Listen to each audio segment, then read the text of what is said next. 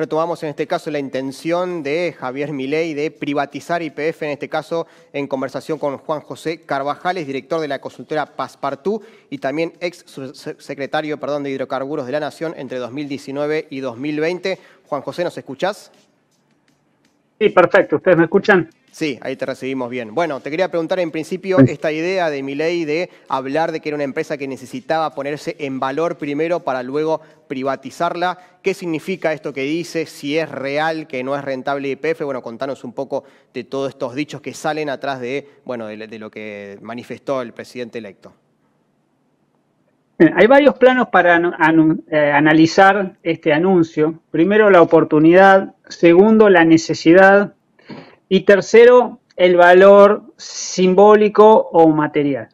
La oportunidad no deja de ser relevante porque fue de los primeros anuncios que hizo el presidente una vez que fue ratificado por las urnas, ¿sí? A través del voto popular. Es decir, esa legitimidad de origen que le da a la elección la usó para mandar un primer mensaje, ¿sí? Entonces es relevante el momento. Lo segundo es qué tipo de mensaje. Y ahí uno lo puede analizar desde el plano simbólico y desde el plano material. Simbólico porque lo que intenta hacer, uno entiende, ¿no? El presidente electo es dar un mensaje que va más allá de YPF. YPF es como el arquetipo de una idea que plantea que a partir de ahora el Estado se va a correr de la economía, ¿sí? Y quien va a manejar el pulso, la iniciativa y la ejecución de los proyectos va a ser el sector privado. Entonces, esa reformulación de la vinculación sector público, sector privado, está en la idea, se expresa, se manifiesta cabalmente a través de la idea de voy a privatizar YPF. Y el tercer plano es el material. Vos me preguntabas, bueno, es deficitaria. Y ahí Milei lo que dijo es, la voy a privatizar, pero no inmediatamente. Primero la voy a reorganizar, voy a hacer que recobre su valor bursátil, ¿sí? La capitalización en bolsa, que sea adecuada a este tipo de compañía y luego sí se venderá. Es decir, está planteando un horizonte de 2, 3, 4 años. Con lo cual, eso nos da es una manifestación de que hoy la empresa, primero, la empresa no es deficitaria, da ganancias que se reinvierten en la producción. Primero, o sea, no hay urgencia en realizar esta acción y además es un anuncio para dentro de 3 o 4 años. Uno puede decir, bueno, la reorganización implica dotarla de un management profesional, de una gestión que tal vez hoy no tiene en ese sentido. Y bueno, y ahí también uno podría decir que es cierto, porque el presidente y CEO que ha sido anunciado, bueno, es alguien que viene del sector, conoce la industria, tiene larga trayectoria. Entonces, bueno, va a saber qué hacer con la compañía. Al menos desde el punto de vista técnico, ¿sí? De cómo ir a explorar, explotar los hidrocarburos, industrializarlos y comercializarlos. Ahora, la pregunta que le sigue a eso es, bueno, hoy no estaba sucediendo. ¿Y para qué anunciarlo de acá a 3 o 4 años? Entonces yo creo que ahí el anuncio en sí mismo ya produce efectos, que es darle una señal al mercado, a los accionistas de YPF, que sabemos es una sociedad anónima que cotiza en bolsa de Buenos Aires y Nueva York, de que a partir de ahora va a haber lo que se llamó en los años 90 una desregulación, y hoy lo podríamos denominar como liberación del mercado, ¿sí? De ciertas restricciones normativas y económicas. ¿Cuáles podrían ser esas restricciones?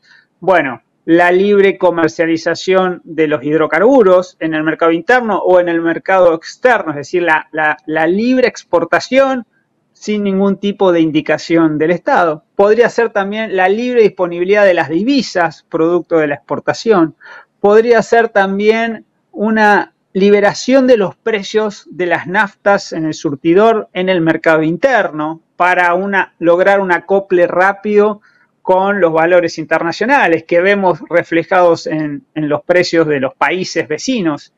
Entonces, todo eso está sintetizado en la frase voy a privatizar YPF. Sí, es como, es el mantra, ¿no? Es como el arquetipo. Entender también qué sucedió durante la gestión de Mauricio Macri con YPF, entendiendo un posible escenario, ¿no? Porque no podemos negar la incidencia que está teniendo en estos momentos el expresidente en el gabinete que se está formando de Javier Milei. ¿Qué sucedió para entender también un posible escenario que quizás no se ejecute esta privatización, como dice Milei, pero que puede haber otro escenario? Y contanos qué sucedió en esa gestión. Bien, es muy ilustrativo, ¿sí?, el periodo 2015-2019 para prever, para avisorar qué puede ocurrir en esta primera etapa de reorganización, ¿no?, antes de una eventual venta. ¿Por qué decimos que es ilustrativo? Porque en ese momento la administración Cambiemos tomó una decisión. Recordemos que tenía un ministerio de energía, por primera vez se le dio rango a ministerio. Sin embargo, produjo un quiebre, ¿sí?, una separación entre las políticas públicas energéticas que comandaba el Ministerio y la Secretaría de Energía y la conducción de la compañía de bandera. Esa separación, ese corte del cordón umbilical, lo que logró al final del día es que YPF sea una empresa más del mercado. Es decir, sin ninguna característica propia que la distinguiera de otras compañías que actúan en el segmento del upstream, de la producción de petróleo y gas, por ejemplo. Es decir, una empresa de corte privado que busca ganancia en todas sus acciones, que solamente privilegia una tasa de rentabilidad para sus proyectos. ¿Y eso qué resultados tuvo? Porque uno dice, bueno, es una modalidad, es una forma de manejo. ¿Cómo se traducía eso? Bueno, el Estado no le daba directivas al directorio de YPF. Decía, bueno, que se manejen con la profesionalidad de un buen hombre de negocios.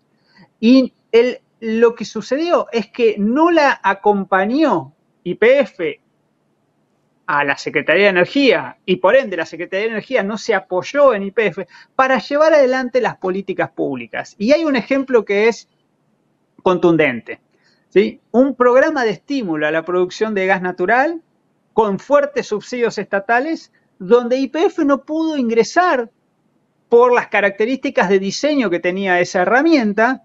Entonces la principal empresa del sector, que era mayoritariamente estatal, perdió valor porque resignó market share, es decir, espacio en el mercado frente a las competidoras, tuvo que